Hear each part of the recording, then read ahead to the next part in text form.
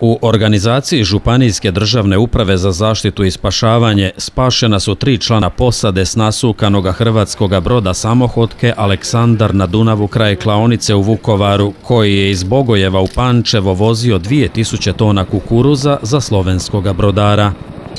Dakle, danas oko 11 sati dobili smo informaciju iz Ministarstva pomorstva, prometa i veza kako su akcije Lučke kapetanije Vukovar nisu urodile plodom spašavanja samohodke Aleksandar koja se nasukala u petak u vodama u blizini Vukovara.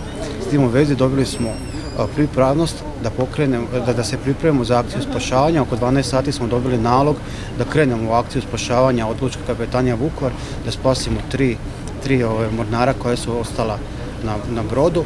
S tim u vezi smo pokrenuli akciju spašavanja iz zraka, pošto smo dobili informaciju kako se ne može prići sa vodene ili sa kopnene strane do Barše. Evo, u ovim trenucima prije pol sata ukrajinski brod Bratislava je uspio se privući iz drugog pokušaja do samohodke i preuzeo je posadu u broda i evo očekujemo svakog trenutka da pristane ovdje u Vukovar. Tadašnji preuzeti vlasnik kompanije i ljudi do dalje svojim kućama. Akcija spašavanja je uspjela, ljudi su živi i to je najbitnije.